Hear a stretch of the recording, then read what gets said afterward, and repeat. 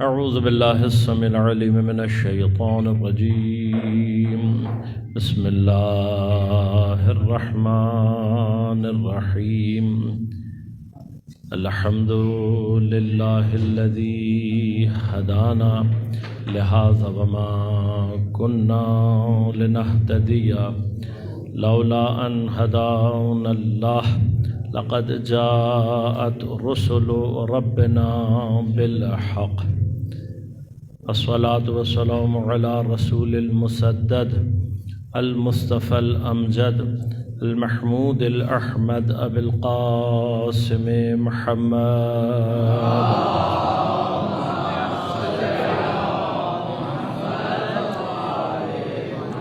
والصلاة والسلام على أسد الله الغالب غالب على كل غالب علي بن أبي طالب والصلاة والسلام على سيدة المعصومة المظلومة الطاهرة البتول بضعة الرسول فاطمة الزهراء السيدة نساء العالمين والصلاة والسلام على الحسن المجتبى والحسين المظلوم وأهل بيته الطيبين الطاهرين المعصومين المظلومين المنتجبين المنتخبين لا سيما بقية الله في الأراضين روحي وأرواح العالمين لتراب مقدمه الفداء ولعنة الله على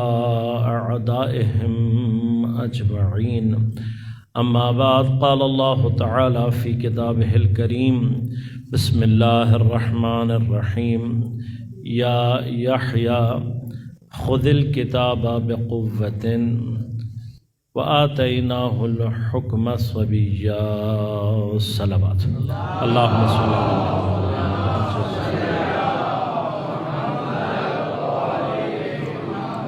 مومنین کرام، سامعین محترم، عزیزان گرامی قدر، شب جمعہ اور لیلۃ الرغائب اور ساتھ ساتھ ہی امام زمان علیہ السلام کے گھر میں شام غریبہ،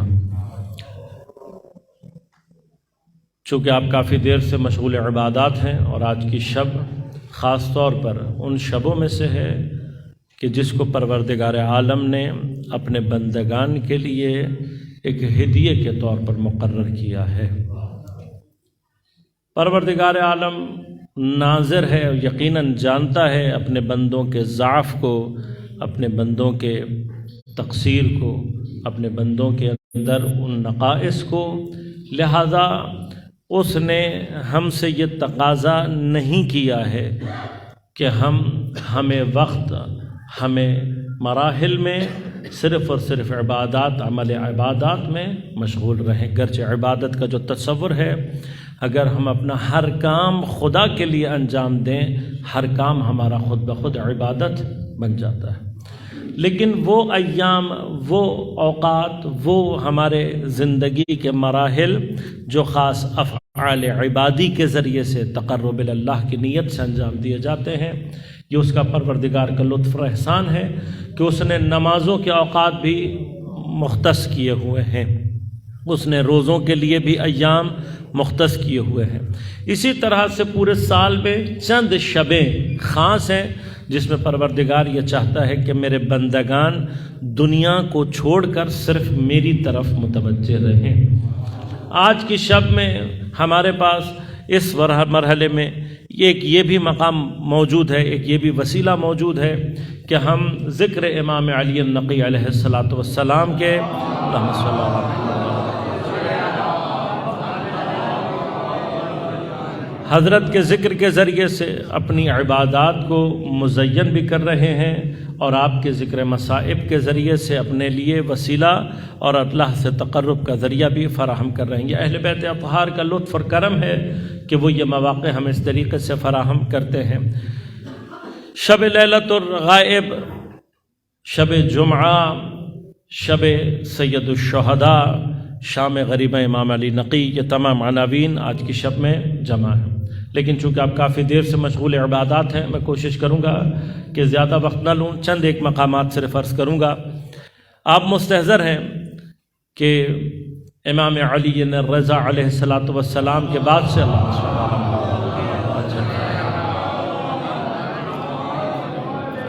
ائمہ علیہ السلام پر ظلم کا جو ایک باب نیا انداز سے شروع ہوا، اس کے نتائج میں 9 امام کو بہت جوانی میں شہید کیا گیا۔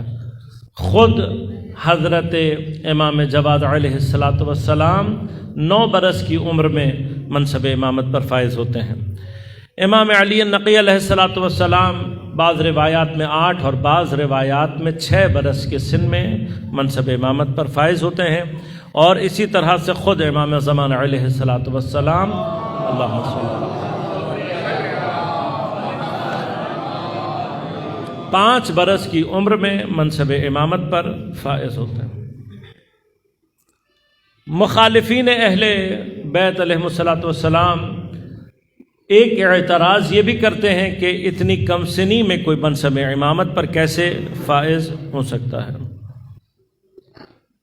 ہم ان کو جواب یہ دیتے ہیں کہ جب کوئی منصب نبوت پر اس سے کم عمر میں فائز ہو سکتا ہے تو امام بھی فائز ہو سکتا ہے۔ اب یہ بحث کیا ہے، بنیاد اس کی کیا ہے؟ اس بحث کی بنیاد صرف اتنی ہے کہ جب آپ کا عقیدہ یہ ہے کہ خدا کسی کو زمین پر بھیجنے کے بعد یہ طے کرتا ہے کہ کس نے نبی ہونا ہے، کس نے امت، تو آپ کے لیے سوالات باقی رہتے ہیں۔ لیکن جب قرآن اور حدیث کی روح سے ہمیں یہ بات سمجھ میں آ جاتی ہے کہ نبی اپنی خلقت اولیہ میں نبی ہوتا ہے، امام اپنی خلقت اولیہ میں بھی امام ہوتا ہے، معصوم اپنی خلقت اولیہ سے ہی امام ہوتا ہے، تو جب وہ دنیا میں پیدا ہوتا ہے تو معصوم جب پیدا ہوتا ہے معصوم ہوتا ہے، نبی جب دنیا میں آتا ہے نبی ہوتا ہے، امام جب دنیا میں آتا ہے امام ہوتا ہے۔ اب کب وہ اپنی امامت کے سلسلے کو عیاں کرے گا اور ظاہر کرے گا، یہ مصلحت خداوندی کے تحت ہے۔ لہٰذا ہمارے عقیدے کے مطابق حضرت نبی اکرم صلی اللہ علیہ وآلہ وسلم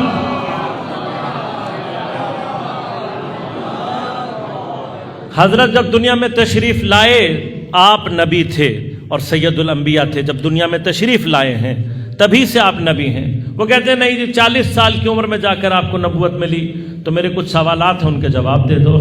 اگر حضرت کو 40 سال کی عمر میں جا کر نبوت ملنی ہے تو پھر حضرت کی پیدائش پر جو معجزات زمین پر رونما ہوئے، ابھی اگر آپ نبی ہوئے ہی نہیں ہیں، نبوت آپ کے ساتھ نہیں ہے، تو وہ جو اتنے معجزات جو صرف آپ کی پیدائش کے ساتھ ہی رونما ہوئے، ان کے رونما ہونے کی وجہ کیا ہے؟ اور پھر کئی مقامات حضرت کے جن کو آپ کی تاریخ نے بھی، یعنی مسلم تاریخ ہے کہ کئی مقامات پر لوگوں نے حضرت کو دیکھ کر آپ کی نبوت کو اعلان سے پہلے ظاہر کیا ہے، تو تعجب کی بات ہے بحیرہ راہب کو پہلے پتہ لگ جائے، خود نبی کو بعد میں پتہ لگے، ایسی نبوت آپ کے ہاں تو ہو سکتی ہے، ہمارے ہاں نہیں ہوتی ہے۔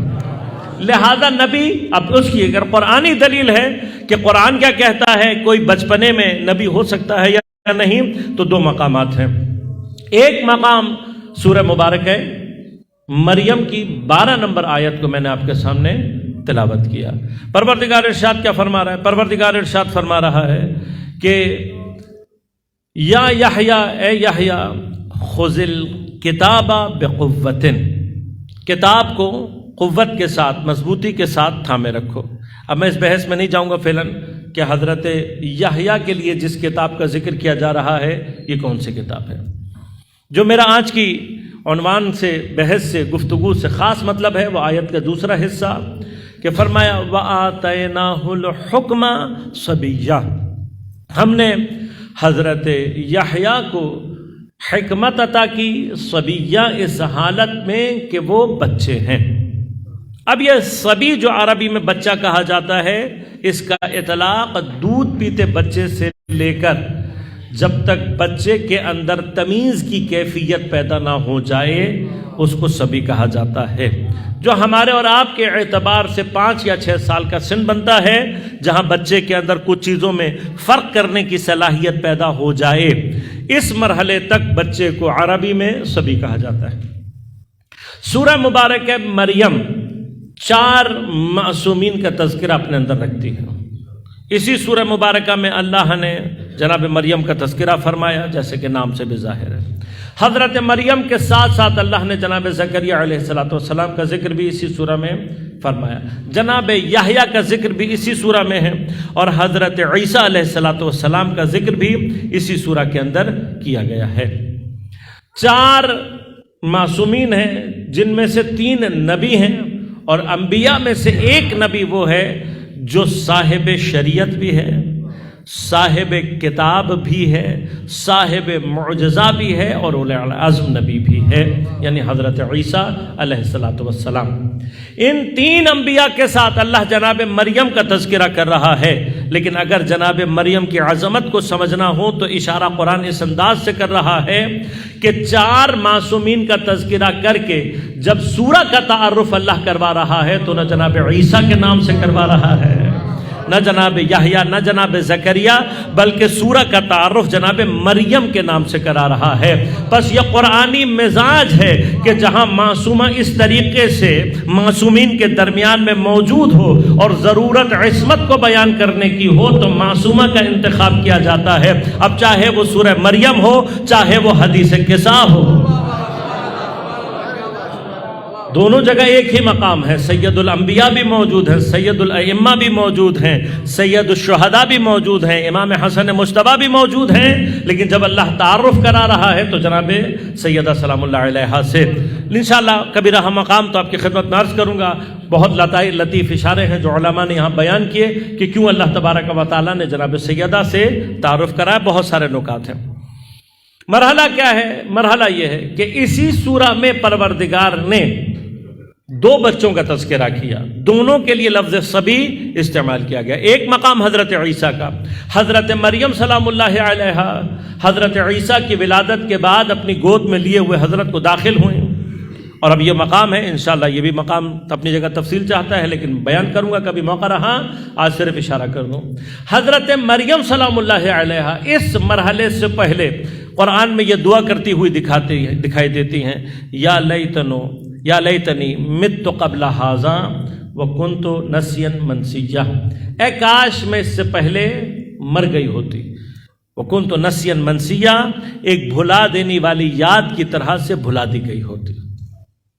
आजमाइश में जनाब मरियम की ज़बान से ये जुमले, जनाब मरियम सलामुल्लाह अलैहा का जो मकाम है, अगर इंसान जाकर देखे तो वाक़ई ताज्जुब होता है। अब ये मकाम कौन सा है कि जिसके लिए जनाब मरियम ये कह रही? जनाब मरियम को अपनी जान की फ़िक्र नहीं है, जनाब मरियम को हज़रत ईसा की भी जान की फ़िक्र नहीं है। मरहला क्या है? मरहला ये है कि ये वो मैदान है कि जहाँ पर ये मासूमा जाहिलियत के मुकाबले पर आ रही है। लिहाजा कभी बहस रही इंशाअल्लाह तो अर्ज़ करूँगा कि जाहिलियत क्या होती है, जाहिल किसे कहते हैं, और जाहिल का मुकाबला करना आसान है, जाहिलियत का मुकाबला करना मुश्किल है। लिहाजा तूल तारीख़ मासूमीन में चाहे अंबिया हो, चाहे आइम्मा हो, चाहे अपने ज़माने की सैयदतुन निसा हो, जाहिल के मुकाबले पर उनके जो कदम हैं वो कभी भी डगमगाते हुए नज़र नहीं आएंगे। लेकिन जहाँ पर भी जाहिलियत से मुकाबला हो रहा हो वहाँ हत्ता अंबिया बाज़ औक़ात उस मरहले में दाखिल हो जाते हैं कि जब तक खुदा उनकी मदद न करे। बस जाहिलियत एक खौफनाक मरहला है। जाहिलियत वो मरहला है कि जो कातिल अइम्मा और कातिल अंबिया पैदा करता है। कभी इंशाअल्लाह तफसील रही तो अर्ज़ करूँगा। हज़रत मरियम जब वारिद हुई तब खुदा ने क्या कहा कि इस जाहिलियत के मुकाबले पे हम तुम्हारी मदद करेंगे। तुम क्या करना, जब भी तुमसे कोई सवाल करे तो तुम कहना कि मेरा चुप का रोज़ा है, इशारे से बताना और बच्चे की तरफ इशारा कर देना। ये अपनी जगह बहस है। पुरानी उम्मतों में चुप का रोज़ा एक इबादत के तौर पर मौजूद रहा है। हज़रत पैगम्बर अकरम सल्लल्लाहु अलैहि वसल्लम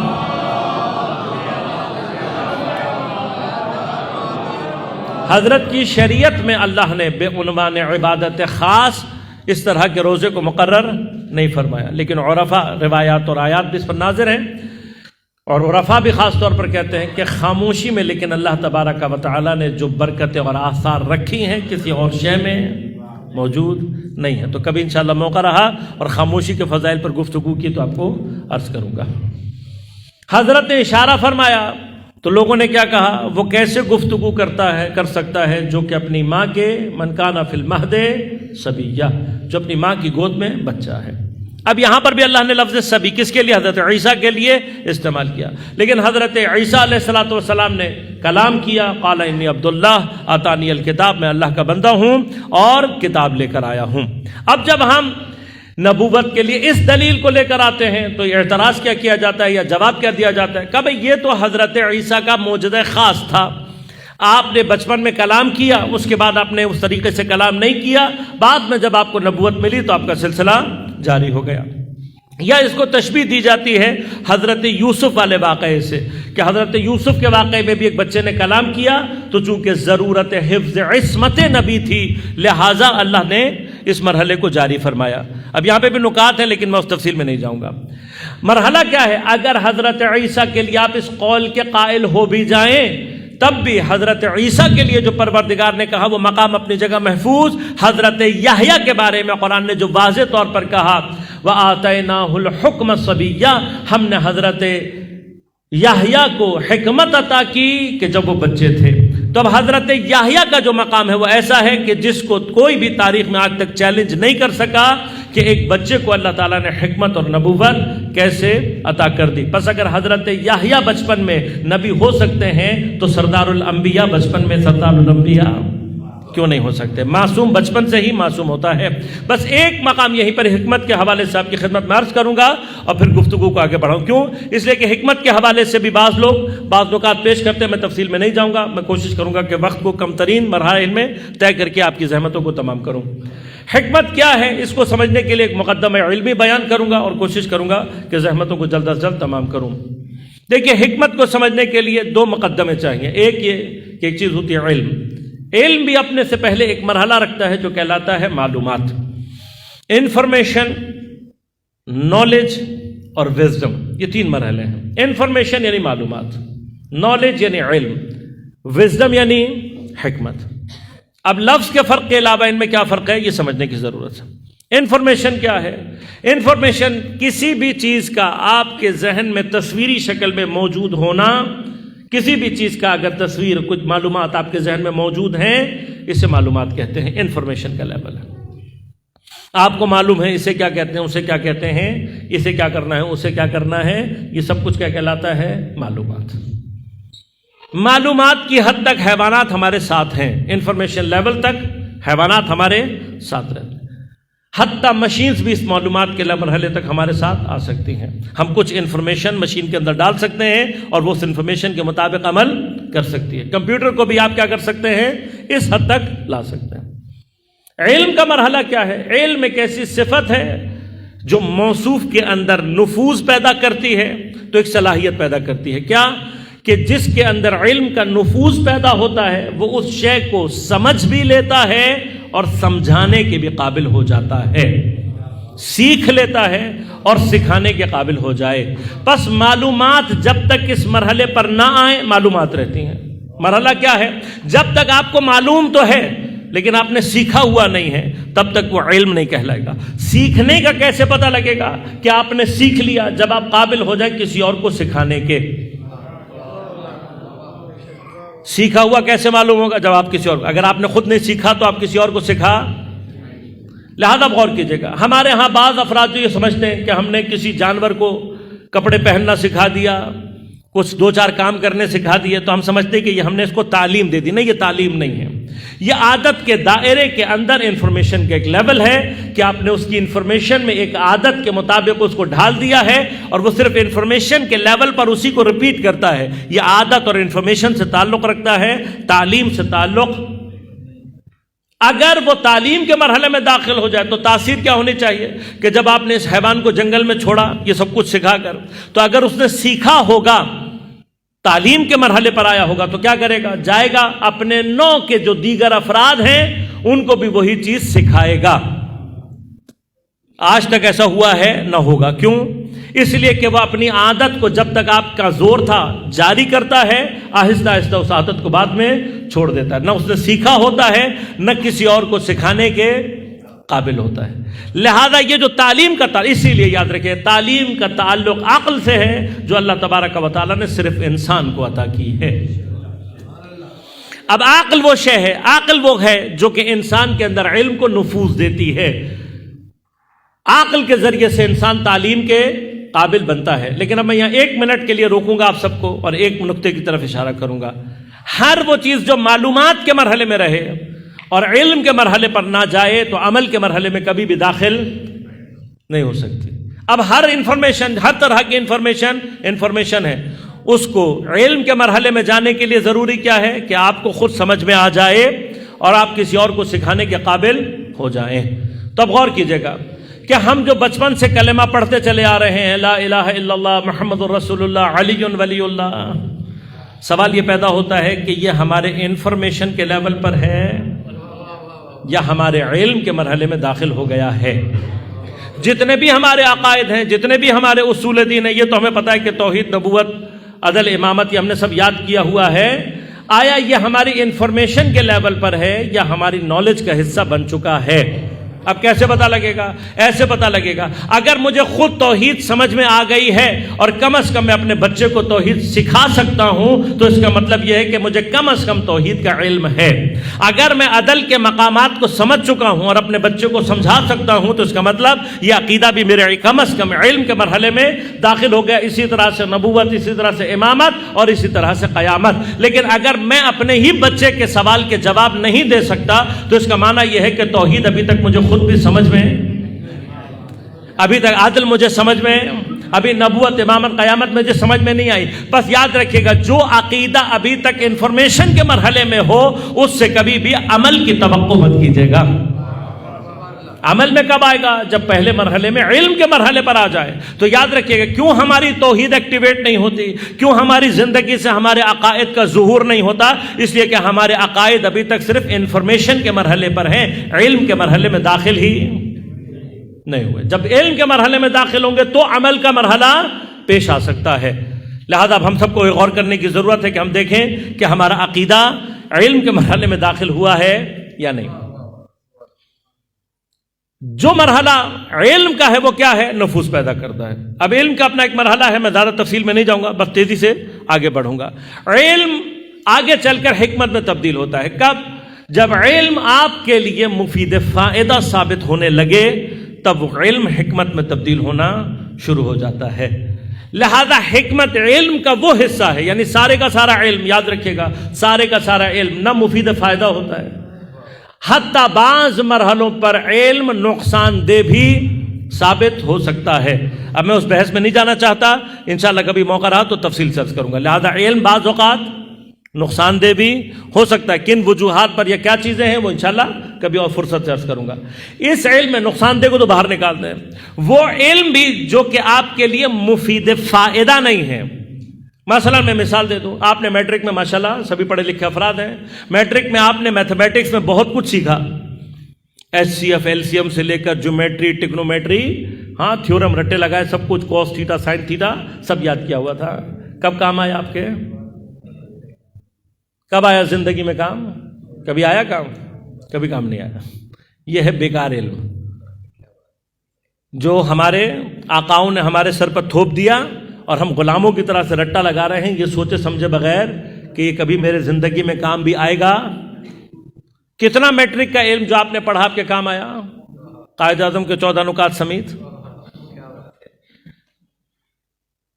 قائد اعظم کے 14 نکات بہت اہم چیز ہے۔ سوال یہ پیدا ہوتا ہے کہ کس کس کے لیے مفید فائدہ ہے؟ جو ملک اسلام کے نام پر بنا تھا آج اسلام کا ہی اس میں قتل کیا جا رہا ہے، اور پھر بھی ہمیں یہ خیال ہے کہ ہم پاکستان میں اور مسلمان ہیں۔ مسلمان اس وقت ہوتا ہے جب اسلام کے دفاع کے لیے کم از کم کھڑا ہو جائے۔ اگر مسلمان اسلام کے دفاع کے لیے کھڑا نہ ہو تو سید الشہداء بھی قتل ہو جائے۔ کون سا اسلام ہے یہ؟ کیا معیار بنایا ہم نے اسلام کا؟ یہ اسلام کا معیار ہے؟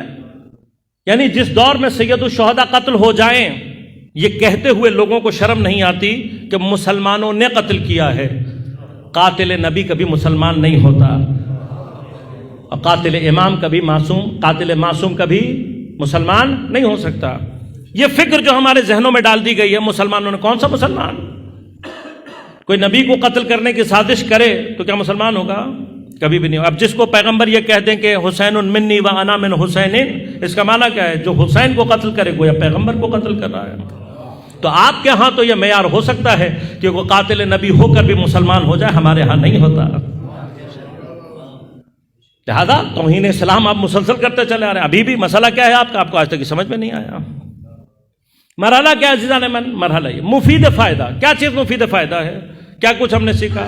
ایک مرحلہ ہے، ہم ایک مشکلات کا شکار ہیں۔ ہمارے بچوں کو اگر ہم کبھی یہ کہہ دیں کہ بھائی اپنے بچوں کو عقیدے کی کلاس میں بھیج دیں، ہاں BIS کی کلاس سے ہوتی ہے ماشاءاللہ، اور بھی بہت سارے لوگ کوشش کر رہے ہیں، تو ہمارے ماں باپ کیا کہتے ہیں بھائی ہمارا بچہ بہت آج کل پڑھائی میں مصروف ہے، اور یہ توحید بہت کی یہ جو بحثیں ہیں یہ بڑی سنگین بحثیں ہیں، یہ بھی اس کو کہاں پڑھا رہے ہیں آپ؟ اچھا وہ جو پڑھ رہا ہے جیومیٹری، وہ جو پڑھ رہا ہے ٹریگنومیٹری، وہ بہت آسان ہے، وہ جو آپ پڑھا رہے ہیں وہ واقعی آسان ہے۔ ابھی یہاں پہ رکھ دوں سوال تو مجھ سمیت کوئی بھی حل نہیں کر سکے گا، مگر یہ کہ جس کا سبجیکٹ میتھمیٹکس رہا ہو۔ کیا کام آیا آپ کے میتھمیٹکس، جیومیٹری، ٹریگنومیٹری؟ آسان تھا جب آپ نے یاد کیا تھا۔ ہم اپنے بچے کو وہ یاد کرانے کے لیے تیار ہیں جو ساری زندگی اس کے کام نہیں آئے گا، لیکن وہ بحث نہیں سکھانا چاہتے جو ساری زندگی نہیں حتیٰ مرنے کے بعد بھی اس کے کام آنے والی۔ یہ پیراڈاکسز ہیں، ان سے باہر نکلیں۔ لہذا یہ سارے کے ساری چیزیں یہ بیکار ہے، علم نہیں ہے یہ۔ اگر علم مان بھی لیا جائے تو مفید فائدہ۔ حکمت کیا ہوتی ہے؟ علم کا وہ حصہ جو مفید فائدہ ہو۔ کون سی چیز مفید فائدہ ہوتی ہے؟ آپ دوائیاں لے کے گھر میں رکھ لیں، کھائیں نہیں تو کیا ہوگا؟ بیماری سے مر جائیں گے۔ فائدہ کے اندر لانا ہے تو کیا کرنا پڑے گا؟ استعمال کرنی پڑے گی۔ علم اس وقت مفید فائدہ ہوتا ہے جب زندگی میں استعمال ہو۔ اب غور کیجئے گا کہ کائنات میں سوائے قرآن اور محمد و آل محمد علیہ الصلوۃ والسلام کے اقوال،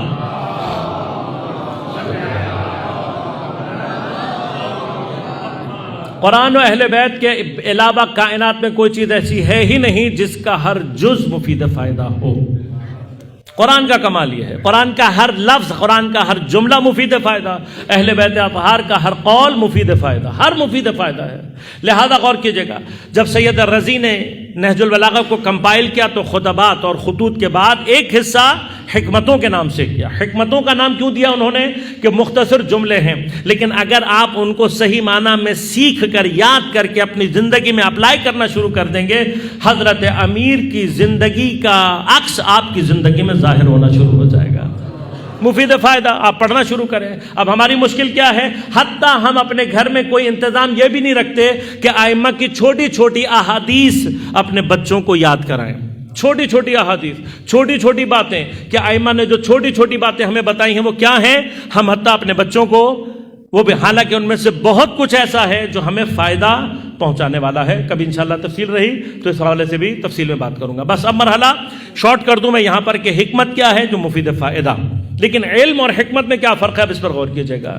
علم کے بارے میں جب قرآن نے ارشاد فرمایا تو آواز دے کر کہا وما اوتیتم من العلم الا قلیلا، جو تمہیں ہم نے علم دیا ہے وہ بہت ہی تھوڑا سا ہے۔ اب یہ جو تھوڑا سا علم ہے یہ کیا ہے؟ حضرت آدم سے لے کر قیامت تک آخری انسان کے پاس جتنا علم ہوگا یہ سارے کا سارا جمع کر لیں تو خدا کیا کہتا ہے؟ وما اوتیتم من العلم الا قلیلا، تمہیں بہت تھوڑا سا ہم نے علم دے دیا، یہ قلیل ہے۔ اب اس سے پہلے کتنا علم رہا ہے، چاہے میرے اور آپ کی نالج میں ہو یا نہ ہو، لیکن یہ وہ علم ہے جو انسان کو دے دیا گیا۔ مجھے اور آپ کو پتا ہونا شرط نہیں ہے۔ لہذا آج سے پہلے جتنے علم ڈیولپ ہوئے، جتنی کتابیں لکھی گئی، جو کچھ بھی لکھا، چاہے وہ ختم ہو گیا ہو، لیکن وہ علم انسان کو دے دیا گیا تھا۔ آج علم کہاں تک پہنچا ہوا ہے؟ کوئی ہے جو یہ کہہ سکے کہ میں آج جتنا علم ہے اس کا احصاء کر سکتا ہوں؟ ہم سے اگر کوئی یہ کہتے کہ کتابوں کو جمع کر لو تو ہم کتابوں کو بھی جمع، آج انسان کے بس سے باہر ہو گئی ہے کہ وہ کتابوں کی تعداد کو جمع کر سکے۔ میں چیلنج کر رہا ہوں، نہیں کر سکتا انسان۔ اور روزانہ جتنا میٹر مزید ڈیولپ ہو رہا ہے کوئی اندازہ نہیں کر سکتا۔ اب یہ سارے کا سارا علم، اس کے بعد میں روایت نے کیا کہا کہ حضرت کے ظہور سے پہلے جتنا بھی علم ہوگا 27 حروف ہے علم، جن میں سے صرف 2 حروف کا علم ظاہر ہوگا حضرت کے ظہور سے پہلے۔ اب یہ جتنا علم ہے یہ سب 2 حروف کا ہے، باقی 25 حروف کا علم حضرت کے ظہور کے بعد ظاہر ہوگا۔ اب آپ اندازہ لگا لیں کہ اگر 2 حروف کا علم یہ ہے تو بقیہ 25 حروف کا علم کیا ہوگا، اور وہ سارے کا سارا علم قیامت تک ڈیولپ ہو کے کہاں تک جائے گا۔ تو عقل صرف یہ کہتی ہے کہ یہ قلیل اتنا کثیر ہے کہ ہم اس کا احاطہ نہیں کر سکتے، ہماری عقل نہیں سمجھ سکتی۔ بس اتنا مرحلہ، میں زیادہ تفصیل میں نہیں جاؤں گا کہ اگر پروردگار کا قلیل اتنا کثیر ہے تو پروردگار اگر کسی جگہ کسی کو کثیر کہہ دے تو وہ کتنا ہوگا۔ اب کس چیز کو اللہ نے کثیر کہا، میں حکمت اور علم کا آپ کو فرق بتا رہا ہوں۔ بس علم کو اللہ نے کہا وما اوتیتم من العلم الا قلیلا، علم قلیل ہے، اتنا بہت ہو کر بھی اللہ کیا کہہ رہا ہے، بہت ہی تھوڑا سا تمہیں علم دے دیا۔ اب غور کی جگہ کثیر کیا ہوگا، حکمت کے مرحلے کو جب دیکھا، لیکن کیا فرمایا قرآن نے، وَمَن يُؤْتِ الْحِكْمَةَ فَقَدْ أُوتِيَ خَيْرًا كَثِيرًا، جسے حکمت عطا کر دی جائے اسے خیر کثیر عطا کر دی جاتی ہے۔ بس علم قلیل، حکمت کا مرتبہ، خیر کثیر کا مرحلہ۔ ایک جملہ بس یہاں پر اور کہوں گا ضمناً، اور پھر گفتگو کو آگے بڑھاؤں گا۔ اب اگر حکمت جو ہے وہ کیا ہے، خیر کثیر، جسے حکمت دے دی گئی اسے خیر کثیر دے دی گئی۔ حکمت جہاں ہے وہاں کیا ہے، خیر کثیر۔ اب اگر حکمت جس کو ملی ہے اس کو خیر کثیر ملے، اور جو حکمت دینے والا ہو اسے بھی خیر کثیر دی جائے، تو پھر تو کسی ایک کے ساتھ ظلم ہے نا۔ دینے والا اور لینے والا کبھی بھی برابر، لینے والا ہمیشہ نیچے مفضول ہوتا ہے، دینے والا ہمیشہ اوپر بلند اور افضل ہوتا ہے۔ اب حکمت لینے والے کو بھی خیر کثیر اور دینے والے کو بھی خیر کثیر، تو پھر دینے والے کے ساتھ تو زیادتی ہے نا، بھائی وہ دینے والا ہے اس کو زیادہ ملنا چاہیے۔ جب لینے والے کے لیے خیر کثیر ہے تو دینے والے کے لیے کیا ہونا چاہیے، پہلے دینے والا بتا دیتا ہوں اور پھر بتاتا ہوں کہ خدا اسے کیا دے رہا ہے۔ دینے والا کون ہے، هو الذی بعث فیہم رسولا منہم یتلو علیہم آیاتہ ویزکیہم ویعلمہم الکتاب۔ دینے والا کون ہے، ہم ہیں لینے والے۔ دینے والا کون ہے، ہم نے تمہارے درمیان ہی رسول کو مبعوث کیا، کیا کرتا ہے، آیات کی تلاوت کرتا ہے، یزکیہم تزکیہ کرتا ہے، اور کیا کرتا ہے، یعلمہم الکتاب والحکمہ، کتاب کی اور حکمت کی تعلیم دیتا ہے۔ پس نبی کیا ہوئے، حکمت دینے والے، ہمیں حکمت لینے والے۔ اب جو حکمت لینے والا ہے اس کے لیے خیر کثیر۔ اب اگر آپ پیغمبر کے بارے میں بھی یہ کہیں کہ اللہ نے ان کو کہا ہم نے تمہیں خیر کثیر دی، تو پھر تو ظلم ہو جائے گا نا۔ بس اللہ نے جس کو حکمت دینے والا بنایا تھا اس کو یہ نہیں کہا کہ ہم نے تمہیں خیر کثیر دی، بلکہ کیا فرمایا، اِنَّا أَعْطَيْنَاكَ الْكَوْثَرَ، ہم نے تمہیں خیر کثیر نہیں دی ہے میرے حبیب، ہم نے تمہیں کوثر عطا کیا ہے۔ بس یہ کوثر کیا ہے، اگر سمجھنا ہو قرآن کی ان آیات سے سمجھ میں آ جائے گا کہ کائنات میں خیر کثیر جہاں کہیں پر بھی جاری ہو رہی ہے، اس ساری خیر کثیر کے منبع کو کوثر کہتے ہیں۔ یعنی کائنات میں جتنی بھی خیر کثیر حکمت کی جاری ہوگی، جس نہر سے یہ جاری ہو رہی ہے، جس سورس سے یہ جاری ہو رہی ہے، اس سورس کا نام کوثر ہے۔ بس یہ ایک مقام تھا، کبھی تفصیل رہی کوثر کے حوالے سے تو مطالب آپ کی خدمت میں عرض کروں گا۔ بس یہ کوثر ہے، یہ حکمت ہے۔ حکمت کے لیے آخری مرحلہ یاد رکھیے گا کہ حکمت بغیر نبوت ہو سکتی ہے، لیکن نبوت کبھی بغیر حکمت نہیں ہو سکتی۔ حکمت بغیر نبوت، جناب لقمان اور بھی بہت سارے مقامات ہیں جہاں اللہ نے حکمت عطا کی ہے۔ اسی طرح سے مومنین کو حکمت عطا ہو سکتی ہے، حکمت بغیر نبوت کے ہو سکتی ہے، لیکن نبوت بغیر حکمت کے نہیں ہو سکتی۔ لہذا بہت سارے مقامات کے جہاں پر اللہ تبارک و تعالیٰ نے انبیاء کے لیے لفظ حکمت عطا کیا ہے، مفسرین نے بالاجماع یہ کہا ہے کہ یہاں پر مراد نبوت ہے۔ کیوں؟ نبوت بغیر حکمت کے ممکن ہی نہیں۔ اب یہ حکمت جو اللہ تعالیٰ نے عطا کی، اس کا صاحب اگر معصوم ہے تو دنیا میں آتا ہے تو حکمت ساتھ لے کر آتا ہے۔ ہم عالم بھی نہیں ہو پاتے، اپنے آپ کو عالم بھی نہیں کہہ سکتے، علم کے کسی مرحلے میں داخل نہیں ہو سکتے۔ وہ جو اللہ نے قلیل دیا ہے وہ تک حاصل کرنا ہمارے لیے مشکل ہے، اور جو آئے حکمت ساتھ لے کر آئے تو اس کا علم کس مقام پر ہوگا اور حکمت کس مقام پر ہوگی۔ لہذا اللہ نے یہ انتظام رکھا، معصوم جب دنیا میں آتا ہے معصوم۔ اب مرحلہ کیا ہے؟ اس کے ظہور کا مرحلہ ہے۔ حضرت عیسیٰ کے مرحلے میں بچپنے میں ضرورت پڑ گئی تو اس نبوت نے اس وقت اظہار کیا۔ حضرت عیسیٰ کے بعد حضرت یحییٰ کے مرحلے میں بھی یہی ہوا کہ ضرورت محسوس ہوئی تو بچپنے میں ہی حضرت یحییٰ سے اللہ نے اس حکومت اور حکمت اور نبوت کا اظہار کروا دیا۔ ضرورت کا مرحلہ ہے۔ اب معصومین میں، ائمہ میں، یہ جو 9 برس 6 برس یا 5 برس کی عمر میں امامت مل رہی ہے، اس امامت ملنے کے بعد اللہ تبارک و تعالیٰ کا مزاج یہ ہے، فرعونوں کی گود سے موسیٰ کو پلواتا ہے۔ لہذا اللہ نے اپنے زمانے کے طواغیت کے ذریعے سے ائمہ کی امامت اور حکمت کے مراحل کو اس طریقے سے کیا کہ متوقع کہ درود پڑھیے گا ایک مرتبہ پر پڑھنا صاحب۔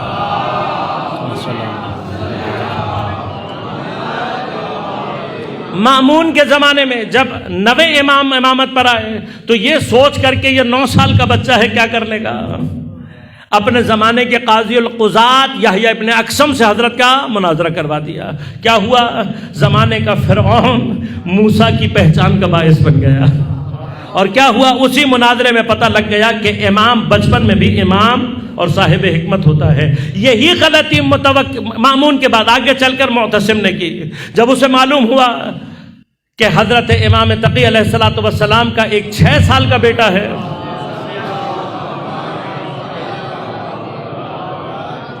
جب اسے اطلاع ملی کہ حضرت کا جانشین ایک 6 سال کا بچہ ہے، تب اس نے بچہ سمجھ کر اور یہ سوچ کر کہ اگر بچپنے میں ہی میں اس کو کیپچر کر لوں تو ہو سکتا ہے کہ میں کوئی کارنامہ انجام دے دوں، تلاش کیا گیا ایسا شخص کہ جو سخت ناسبی ہو اور ان کے عقائد سے اس کے عقیدے کا تناسب موجود ہو۔ الجنیدی نام کا شخص تلاش کیا گیا جو ناسبی بھی ہے اپنے زمانے کا اور ان کے عقیدے کا حامل بھی، اور امام کی تربیت کو اس کے لیے اس کے سپرد کر دیا گیا کہ تم اسے تربیت کرو۔ بس ایک جملہ کہوں گا، زیادہ مزاحم نہیں ہونا چاہتا، پہلے بھی آپ کا کافی وقت ہو چکا ہے۔ اس زمانے میں اس زمانے کا طاغوت بھی جانتا تھا کہ اگر عقیدے کو خراب کرنا ہے تو بچپنے میں خراب کرو۔ آج کا طاغوت تعلیمی نظام کے ذریعے سے کیا کر رہا ہے؟ تعلیمی نظام کے ذریعے سے یہی کام کر رہا ہے۔ ہم اور آپ اس خوش فہمی میں ہیں کہ ہم اس تعلیمی نظام کے حوالے اپنا بچہ کر کے مومن پرورش کریں گے۔ اس زمانے میں اپنے زمانے کا طاغوت حتیٰ وہ کیا امام کے بارے میں یہ نظر رکھے ہوئے، کیوں؟ اسے پتا ہے اگر بچپنے میں عقیدے کا بنیاد یہاں پر پہلی اینٹ اگر ٹیڑھی کر دی تو آخر تک یہ اینٹ ٹیڑھی رہے گی۔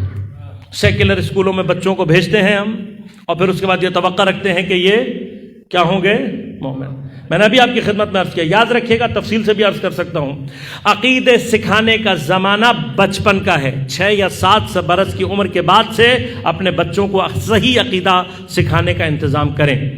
اور یاد رکھیں، ہمارے ہاں لوگ کہتے ہیں کہ جی بچوں کو سمجھانا مجھے نہیں، ایسا نہیں ہے۔ یاد رکھیے گا، یہ قانون بتا رہا ہوں، جس چیز کا سوال کسی ذہن میں پیدا ہو جائے، کسی چیز کے متعلق اگر آپ کے ذہن میں سوال پیدا ہو رہا ہے تو یاد رکھ لیجیے گا کہ یہ علامت ہے اس بات کی کہ وہ چیز سمجھنے کی صلاحیت اللہ نے آپ کے اندر رکھی ہوئی ہے۔ سوال کا پیدا ہونا خود اس بات کی علامت ہوتی ہے کہ اس کے اندر سیکھنے کی صلاحیت ہے۔ اگر سوال پیدا نہ ہو تو پھر یہ خدشہ پیدا ہوتا ہے کہ صلاحیت ہے یا نہیں۔ دوسری جانب سے یہ خطرہ ہوتا ہے کہ پتہ نہیں سکھانے والے نے صحیح سکھایا ہے یا نہیں۔ لہذا ہماری مجلسوں کے بعد جب لوگ سوال کرتے ہیں تو خوشی ہوتی ہے، کیوں؟ یہ سوال کم از کم یہ سمجھا رہا ہوتا ہے کہ ہماری بات پہنچ رہی ہے، ہمارے اندر قابلیت ہے کچھ سکھانے کی۔ اگر کسی مجلس کے بعد سوال نہ کیا جائے تو ہمیں اپنے اوپر بھی شک ہوتا ہے کہ پتہ نہیں ہم نے کچھ سکھایا بھی یا نہیں سکھایا۔ بس یاد رکھیے گا، اگر ذہن میں سوال پیدا ہو رہا ہے، ذہن میں سوال پیدا ہونا خود دلیل ہے کس بات کی؟ کہ وہ چیز، وہ بات سمجھنے کی صلاحیت آپ کے اندر ہے، اب وہ چاہے بچہ ہو چاہے بڑا۔ اگر سوال پیدا ہو رہا ہے تو بات سمجھ میں آ سکتی ہے۔ بس عقیدے سے متعلق بچے کے ذہن میں جو سوال پیدا ہو رہا ہے اس کو جواب دیا جا سکتا ہے۔ اگر آپ کو خود ہنر جواب نہیں آتا تو ان علماء سے رابطہ کریں جو جواب دے سکتے ہیں، لیکن اپنے بچوں کے عقیدوں کے سوالوں کو انکویسچن مت چھوڑیں۔ اب اس زمانے میں امام کو یہ سوچ کر کہ یہ 6 برس کا بچہ ہے، الجنیدی کے حوالے کر دیا۔ کچھ عرصے کے بعد اس نے بھیجا کسی کو کہ جاؤ ذرا پوچھ کر آؤ۔ اس نے آ کر الجنیدی سے پوچھا کہ بھئی وہ بچہ جو آپ کے سپرد کیا تھا، الجنیدی نے ایک مرتبہ نگاہ اٹھا کر کہا بچہ کسے کہہ رہے ہو؟ کہا وہ جو 6 سال کا 7 سال کا بچہ تمہارے حوالے کیا تھا۔ کہ وہ بچہ کہاں ہے؟ وہ تو اپنے زمانے کا عالم ہے، وہ تو اپنے زمانے کا زاہد ہے، وہ تو اپنے زمانے کا حافظ ہے۔ کہا کیا کہہ رہے ہو؟ کہا کیا بتاؤں تمہیں، میں اسے ادب کا کوئی ایک نقطہ سکھاتا ہوں، وہ اس نقطے سے 10 ادب کے باب کھولتا ہے اور مجھے مؤدب کرنے لگتا ہے۔ کہا جس چیز کے متعلق اس سے سوال کروں وہ پلٹ کر اسی چیز کی تفصیل مجھے سکھا رہا ہوتا ہے۔ کہ میں نے اذیت دینے کے لیے، اس کو تکلیف دینے کے لیے کہا کہ جب تم کمرے میں داخل ہو اجازت لینا، اور میں تمہیں کوئی سورہ کہوں گا پہلے وہ سورہ پڑھنا پھر اندر داخل ہونا۔ اذیت دینے کے لیے میں نے ایک دن کہہ دیا کہ آل عمران پڑھ کر آؤ، لمبی سورہ ہے، پڑھے گا پتہ نہیں یاد ہوگی نہیں ہوگی تو میں اذیت دوں گا۔ کہ مجھے نہیں پتا، لیکن اتنا اچھا حافظ میں نے زندگی میں کبھی نہیں دیکھا۔ اب یہ حافظ ہی نہیں ہے کہ سورہ آل عمران میں جتنے پیچیدہ مقامات ہیں جن کو سمجھنا میرے لیے مشکل ہو رہا تھا، ہر مقام پر رکتا ہے، اس پیچیدہ مقام کو میرے لیے بیان کرتا ہے، تفسیر بھی بیان کرتا ہے، تاویل بھی بیان کرتا ہے، تشریح بھی بیان کرتا ہے، اور بتا دیتا ہے کہ ہم ہی راسخون فی العلم ہیں۔ لہذا عزیزان من، اللہم صلی اللہ علیہ وسلم، اہل بیت اطہار چاہتے کیا ہیں؟ ہم اپنے بچوں کی تربیت، اور یہ ہوئے واقعات بھی پیش آئے، آپ کی نظر سے بھی کہیں نہ کہیں سوشل میڈیا پر مختلف مقامات پر گزرے ہوں گے۔ تربیت یافتہ بچے جب ایسے ماحول میں پہنچے ہیں، ہوا ہے حجاب کرنے والی بچی جس نے بچپن سے حجاب سیکھا، اور حجاب ہی نہیں سیکھا، حجاب کے فلسفے کو بھی سیکھا، اس کو جب وہاں پر جا کر حجاب کے خلاف تربیت کی جا رہی تھی، اس طریقے سے اس نے وہاں پر قیام کیا اور مقاومت کی کہ وہ اس کو تربیت سکھانے والے تھے، یہ تربیت سکھا کر آئی ہے۔ ہمارا شیعوں کا خاص طور پر اہل بیت کے کردار ایسا ہونا چاہیے، اپنے بچوں کے عقیدے، اپنے بچوں کی تربیت بچپن سے۔ اگر ہم اپنے گھر میں اپنے بچے کو عقیدے کے اعتبار سے تربیت کریں گے، تب یہ ہوتا ہے کہ جب وہ جوان ہوگا نہ اسے نماز کی طرف دھکا دینے کی ضرورت ہوگی، نہ عبادات پر مجبور کرنے کی ضرورت ہوگی۔ لیکن جب ہم ایک لبرل اور سیکولر بچہ جوان کر رہے ہوتے ہیں، پھر ہم یہ توقع رکھتے ہیں کہ یہ بڑا ہو کے عبادت گزار بنے گا، تو یہ ہماری خوش فہمی ہے۔ عزیزان من، اہل بیت اطہار نے سخت ترین مراحل کے اندر بھی دین کا تحفظ کیا۔ تفصیلات چاہتی ہیں، یہ زمانہ جو خاص طور پر آخری 3 ائمہ کا زمانہ ہے، یہ اپنے زمانے کے بدترین طواغیت کا زمانہ ہے۔ جب امام محمد تقی کو جوانی میں بھی شہید کرنے کے بعد، جناب سیدہ کے بعد آل رسول سے اگر کوئی بہت جوانی میں شہید کیا گیا، امام محمد تقی علیہ السلام 28 برس میں حضرت کو زہر دے کر شہید کر دیا گیا۔ امام علی نقی علیہ السلام کے لیے خود یہ صدمہ شدید ہے، لیکن اس کے بعد کیا ہوا؟ کچھ عرصے میں حضرت کو مدینہ سے زبردستی بلوا کر اور سامرہ میں جو کہ ایک چھاونی ہے اس کے اندر نظر بند کر دیا گیا۔ اپنے طور پر چاہتے تھے کہ ائمہ کو اتنی شدت کے ساتھ نظر بندی میں رکھا جائے کہ تشیع پھیل نہ سکے، لیکن خود امام کی شہادت پر اور آپ کے بعد امام حسن عسکری کی شہادت پر سامرہ میں لوگوں کے رش نے بتا دیا کہ امامت کا راستہ نظر بندیوں سے روکا نہیں جا سکتا۔ کبھی آپ نے غور کیا کہ ائمہ کو اس طریقے سے شہید کرنے کی وجہ کیا بنی ہوگی؟ ہمارے سامنے ائمہ کا جو ایک رخ آتا ہے، ہم جو سمجھتے ہیں کہ شاید یہ مسجدوں میں بیٹھنے والے، درس و تدریس کرنے والے، ہمارے ہاں جو ایک تصور دیا جاتا ہے کہ امامت کے لفظ کو سیاست سے جدا کیا جاتا ہے۔ یہ یاد رکھیے گا، امام کا سب سے بڑا دشمن وہ ہے جو امامت کے تصور کو سیاست کے تصور سے دور کرتا ہے۔ امامت کا معنی ہی حکومت ہے، امام یعنی حاکم، اس لفظ کا معنی یہ ہے۔ اور جو اگر ہم جاننا چاہتے ہیں ہمارا امام کے ساتھ رابطہ امامت کب پیدا ہوگا؟ جب ہم امامت کو حکومت سمجھنا شروع کریں گے اور امام کو اپنا حاکم سمجھنا شروع کریں گے۔ مظلوم ترین امام ہے کہ جس کی حکومت کے قیام کے لیے لوگوں کے ذہن میں کوئی تصور نہیں ہے، واقعا مظلوم ہے۔ کسی پارٹی کے رہنما کو اگر جلا وطن کر دیا جائے تو پارٹی کیا کرتی ہے؟ اس کی غیبت میں، اس کے نہ ہونے میں پوری تحریک چلاتی ہے تاکہ اس کے لیے حکومت کا انتظام کیا جائے۔ یہاں پر بدترین، خائن ترین چوروں کے لیے لوگ یہ کام کر رہے ہیں کہ وہ جب ملک چھوڑ کر بھاگ جاتا ہے تو اس کے پیچھے تحریک چلاتے ہیں، محنت کرتے ہیں تاکہ اس کی حکومت میں دوبارہ لا کر اس چور کو لا کے دوبارہ بیٹھا دیا جائے، تو وہ کتنا مظلوم امام ہوگا جس کو امام کہنے والوں نے کبھی بھی اس کی حکومت بنانے کی کوشش۔ ہم سے جب کہا جاتا ہے ہم کہتے ہیں پاکستان میں امام کی حکومت کیسے بنے گی، ذمہ داری ختم۔ ان طبقات سے جا کر پوچھے جن کے ماننے والے شیعوں کے مقابلے میں 1% بھی نہیں ہوں گے۔ میں نام نہیں لینا چاہتا، بہت ساری پارٹیاں پاکستان میں ایسی ہیں کہ جن کے فالوورز کی تعداد اگر شیعوں سے مقابلہ کرایا جائے تو شیعوں کے 1% بھی نہیں ہوں گے۔ اتنی کم تعداد کے باوجود بھی ان کے فالوورز اس کوشش میں لگے ہوئے ہیں کہ اس کو حکومت کے کسی نہ کسی مرحلے میں داخل کر دیا جائے۔ ان کو امید ہے کہ کل چل کے ہماری یہ حکومت سب کے اوپر حاوی ہو سکتی ہے، اور اتنی بڑی تعداد میں موجود شیعہ بس اپنے لیے آسان لفظ استعمال کر کے اور اپنے لیے خاموشی اختیار کر لیتے ہیں۔ یہ یاد رکھیے گا، جو امام کی حکومت کے لیے کوشش نہ کر رہا ہو اسے امام کو امام کہنے کا کوئی حق حاصل نہیں ہے۔ میں بعض چیزیں بڑی سیریسلی کہہ رہا ہوں، ہو سکتا ہے بعض کو میری بات پر اعتراض بھی ہو، لیکن سمجھنے کی کوشش کریں۔ اہل بیت سے محبت کرنے والے بہت ہیں، یہی لوگ جنہوں نے ائمہ کو زہر دے کر شہید کیا، ائمہ کو بلاتے تھے، فقہی معاملات میں ائمہ سے مشورت کرتے تھے۔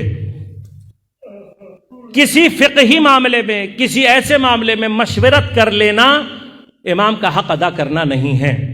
ہمارے بعض برادران اہل سنت کہتے تو ہیں، وہ کہتے ہیں بھائی حضرت امیر نے اپنے دور میں ساتھ دیا، جا کر مسئلے بیان کیے، اگر ان سے کوئی دشمنی یا لڑائی ہوتی تو وہی کیوں کرتے ہیں؟ تو اس کا جواب صرف اتنا ہے، دین چونکہ اہل بیت کے گھرانے کا ہے، اس کو بچانا ان کی اولین ذمہ داری ہے۔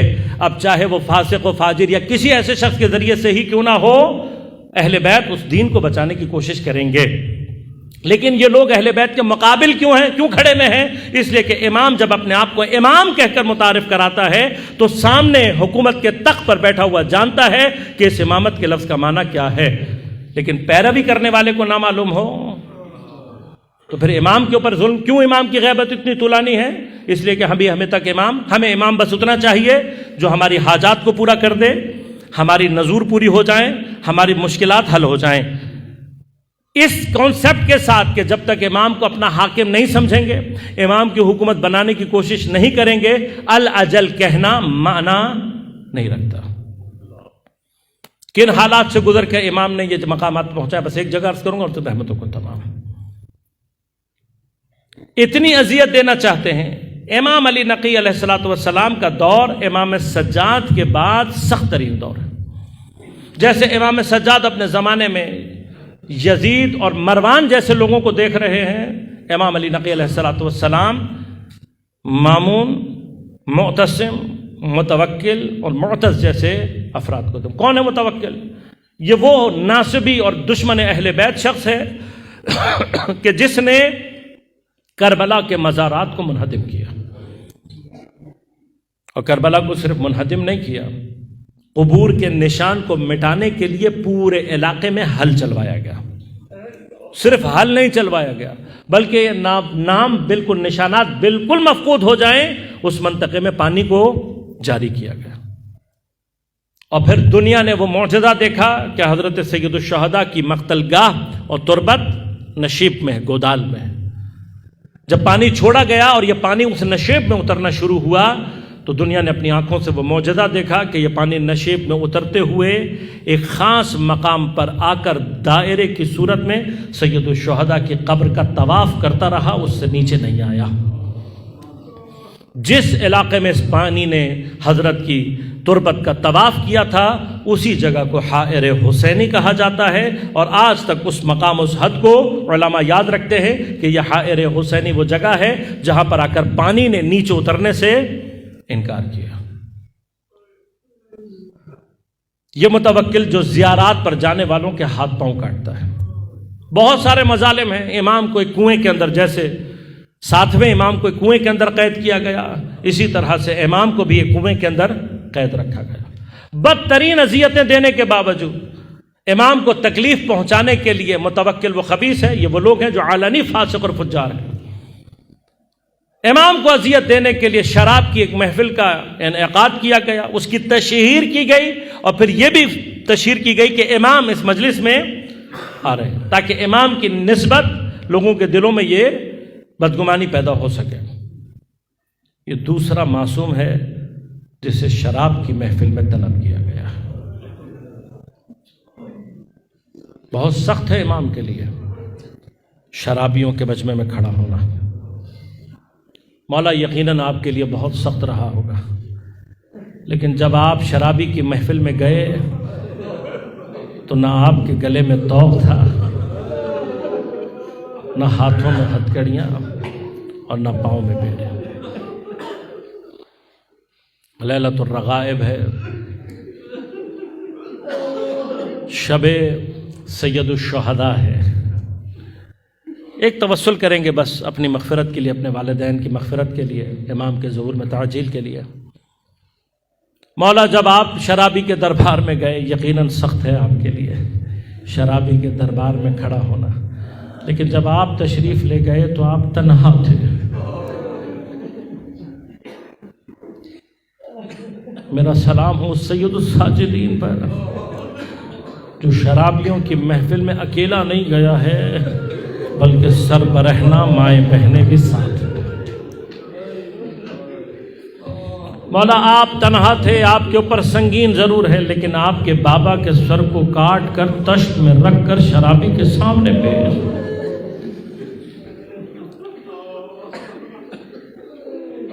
وہاں نہ امام سجاد نے شراب کے خلاف فتویٰ دیا، نہ شرابیوں کے جاموں کو توڑا۔ کیوں؟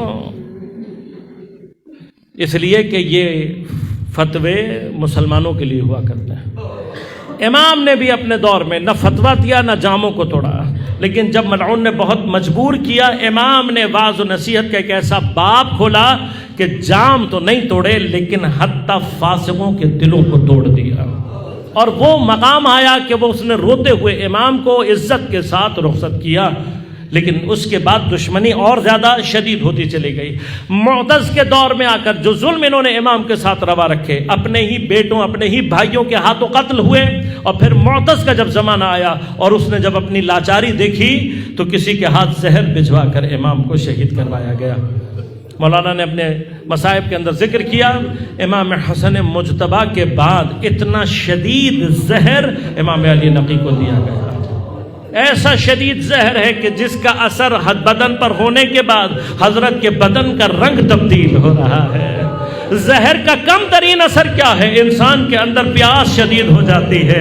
راوی یہ کہتے ہیں کہ جب حضرت پر پیاس کی شدت عروج پر پہنچی ہے تو اپنی پیاس کو چھوڑ کر کربلا والوں کی پیاس کو یاد کر کر روتا رہا، میرا مولا آپ نے بہت تڑپ کر جان دی، لیکن جب جان دی تو آپ کا بیٹا بھی ساتھ تھا، آپ کی بہن بھی آپ کے پاس موجود تھی، آپ کو پانی پلانے والے بھی موجود تھے۔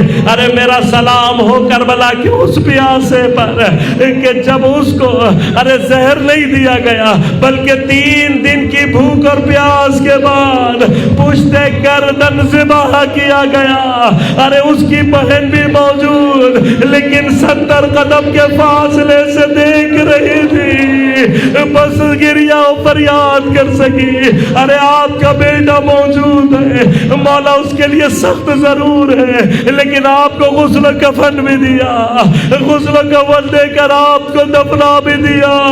ارے میرا سلام کربلا کے اس بیٹے پر جس کے باپ کی لاش بے گور و کفن پڑی تھی مگر وہ اس کو دفنا نہ سکا۔ میرے مولا مگر آپ کے لیے سخت ضرور تھا، امام عسکری کے لیے سخت ہے، امام زمانہ کے لیے مراحل سخت ہے کہ باپ کا جنازہ اٹھ رہا ہے، دادا کا جنازہ اٹھ رہا ہے، لیکن اتنے حالات سخت ہیں کہ اس جنازے کو گھر میں ہی دفنایا جائے گا۔